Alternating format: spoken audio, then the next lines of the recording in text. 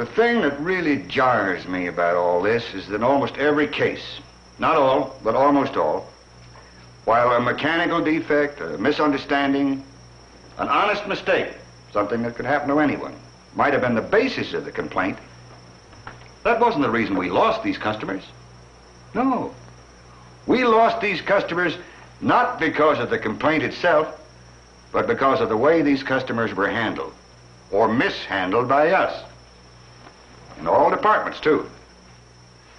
I'll admit, we lost some customers by the way they were treated by yours truly. I'm glad to hear we weren't the only ones. No, I'm just as guilty as the next one. Now, we can do one of two things. We can shrug it off and say, well, it's all a part of the business. It happens to everybody, because you can't please everyone. That's the easy way. Or, we could try it the hard way and do everything possible to keep from losing these customers. The question is it worth it? Well, let's see. I called our district sales manager and got some figures. The official owner loyalty figures for most of the popular price cars in the industry are pretty startling. I mean, they're low. Very low. So that proves that we're no worse than anyone else. Customers are jumping from one make to the other all over the boards. I think they're doing it because they're looking for something. Something in addition to a product that gives them style, quality, performance, price, and so on. I think they're looking for some good old-fashioned, personalized service? That's as good a term as any, but that's what they want. Nuts. They still buy where they think they can get the best deal.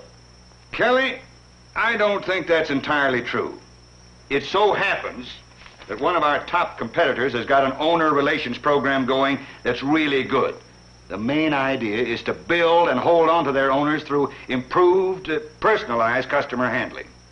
So, according to these figures, their owner loyalty rate is now up. That's right, up over 15%. 15%? Are you sure? That's what the district office says. Now, you just figure what a 15% increase in owner loyalty would mean to us. For example, last year, instead of selling only 680 units, we would have upped that figure by more than 100 and grossed an additional $30,000. And that's pretty important dough. And we would have had much more service business, too. Actually, we have no idea of the money we've lost simply because of poor customer handling. Because, as everybody knows, a dissatisfied customer will talk even more than a happy one and spread the word. See what I mean? Well, it's something to think about, I'll say that much. We have to do more than think about it. We have to do something about it. Yeah, but what? Try a little harder? I think maybe I have a suggestion. At least as a starter. The other day out on the showroom floor, I found these. Little silver shoes. Looks like they came from a charm bracelet. Obviously, they belong to some customer. And that's my point. They're customer shoes. While I've been waiting for somebody to come by and claim them, I've just carried these little shoes around in my pocket. And while it may just be my imagination, I've discovered that these little customer shoes have a kind of a, well, let's call it magic charm. Let me explain what I mean. Last Friday afternoon, I happened to be out in the service department. Look, I work hard for a living. I drive sanely. I have no police record and I'm not a crank. But I believe I'm entitled to the same service as the next fellow. There's no question about that, Mr. Norbury. In fact, the service on your car... Let me finish. In the first place, that engine still ain't right. It's as rough as a threshing machine. And furthermore, I don't like and I can't afford to spend as many hours of my working time just waiting around in a garage. Mr. Norbury, we have many other service customers, too, you know. We just can't drop everything every time you walk in and... Yeah, well, you fixed the car right in the first place. I wouldn't have to come in so much. But this is the last time, believe me, and I mean it. Well, I'm sorry, I say, how would you feel if you were me? Just put yourself in my shoes. How would you feel? I think I can see your point of view, Mr. Norbury. It's about time somebody does. The engine, you say, is still rough, huh? It sure is. Then you want something done about it right now. George, you get his car and we'll run it over the scope and find out why the engine runs rough. Scope? What's that? The oscilloscope. It's a new piece of special equipment we just got in. It can diagnose, analyze and check out an engine in less than 10 minutes. Right over here, Mr. Norbury. If there's trouble, this outfit can spot it. In the primary circuit, the timing, the ignition system, the cylinder firing pattern, and even compression. Yeah, fine. Can it tell us why the engine runs rough? You bet your life it can. There's a trouble spot right there. So that's what made the engine seem rough, huh? Well, you guys should have had this analyzer thing here a long time ago. Anyway, can you fix it now? It's a pretty big job. We'll have to pull a man off of something else. Well, now we're right back where we started from. Not exactly, Mr. Norbury. How do you mean? We understand how busy you are, but we want to do the job right. So? So instead of just dropping in for service like you have been, why don't we set up a definite time? Make an appointment. Well, I guess I could do that. When? At your convenience. All right. I'll go for that. See what happens. As I say, maybe it was just my imagination, but at least these little shoes reminded me to at least try on the customer's shoes. Look at us and our operation from where he stood, so to speak. Result, instead of losing another customer, I think we saved him. And it seems so easy. I know a couple guys around here who could use a little reminder like that. Yeah, so do I. So I went out and bought some customer shoes for everybody in the organization. Salesmen, mechanics, department heads, office help. Even got a little charm bracelet here for Jan at the switchboard. I want you to give these to everybody in your departments and explain what they mean. There'll be enough of these for all of your people. Have them wear them, and we'll see what happens. Geez, now I've seen everything. And what are we running here, a place of business or a charm school? What'd you say, Kelly? Well, isn't this another way of pulling out that old chestnut about the customer always being right? And believe me, that just ain't so, and we all know it. Look, I'm not concerned so much with who's right and who's wrong, but I am concerned with the way those complaints are handled, or wherever possible, avoided in the first place. If these little customer shoe reminders can keep us from losing customers, I say they're at least worth a try. Okay? Wouldn't you know this would happen? Our daughter finally graduating from college in just about 11 hours. And here we are over 200 miles away with a car that won't go. I know, honey, but these things happen. The man's fixing it. We'll be there in plenty of time. How's it coming? Yeah, looks like it's the fuel pump. I'll have to haul you in. But the car is practically new.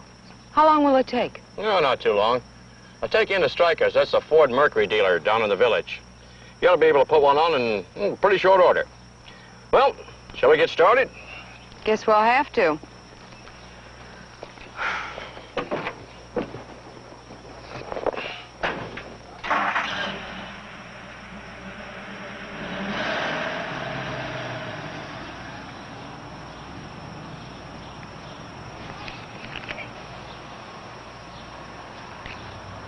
Where's the car? You mean it isn't ready yet? No, we got real trouble. It wasn't the fuel pump, but they didn't find that out until after they put on the new one. Then what is the matter? The camshaft. Well, there's a lobe or something on the camshaft that's supposed to activate the pump. Anyway, it's shot. Well, can they fix it? Have to put in a new one.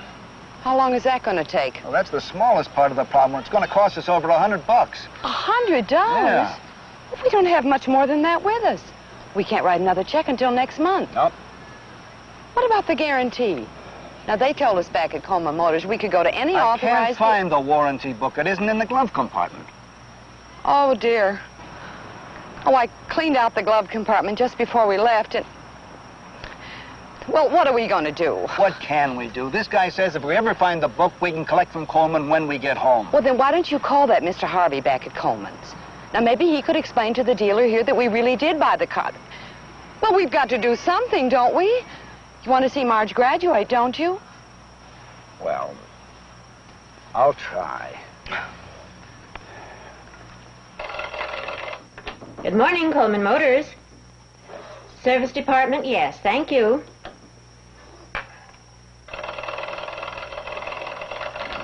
Good morning, Coleman Motors. Yes, that would be Mr. Harvey, the new car sales manager. But he won't be in today. Can anyone else help you? I don't think so. I want to talk with someone I know. Sorry, Mr. Harvey isn't here. He'll be in tomorrow. This won't wait till tomorrow. Look, I'm way out here in Cedartown. My car broke down, and the dealer out here refuses to fix it under the warranty because I can't find my book. Guess I left it home. Says I have to pay him, then maybe I can collect from you people where I bought the car. Can Harvey be reached anywhere? I'm sorry. Maybe Mr. Coleman himself can advise you. He'll be back before 5. No, Harvey's the man I want. He knows me and my car. I'm sorry, but... Isn't there any way you can reach him? Oh, I don't know where he is at the moment. But perhaps I can find him. In the meantime, you give me your name, the name of the dealer there in Cedartown, and the number where you can be reached. We'll find Mr. Harvey wherever he is, and he'll call you, I promise. All right. C.W. Sykes, S-Y-K-E-S. S-Y-K-E-S. Sykes, all right. It's for you, Mr. Harvey.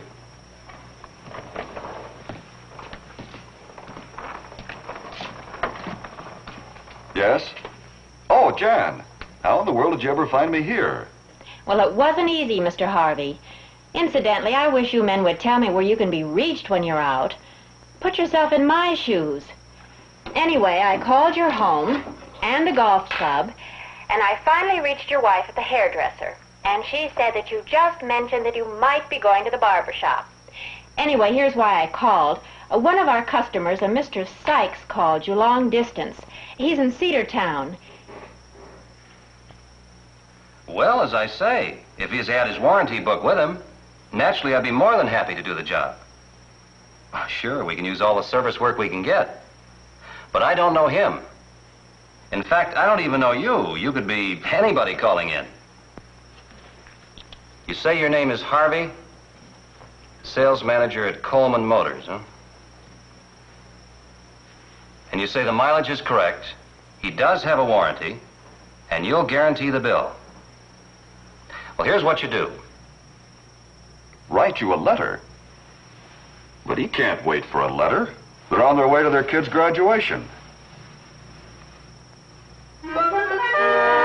Look, Mr. Stryker, try putting yourself in his shoes, will you? His shoes? Why don't you put yourself in mine? I'll tell you what you do. You call your district office. Have them call my district manager, and we'll take care of the situation. I'm afraid we don't have time for all that. The graduation is tonight. Tell you what I'll do. I'll have the office wire you the cash. Right away, within the hour. How's that? You must think a lot of your customer. All right, I'll tell you what I'll do. I'll just hold the telegraph check till I get your letter. Then I'll send the money back, and we'll put everything through regular channels. Right. In the meantime, we'll get started on the job. Yes, we'll gamble a couple hours anyway. All right, goodbye.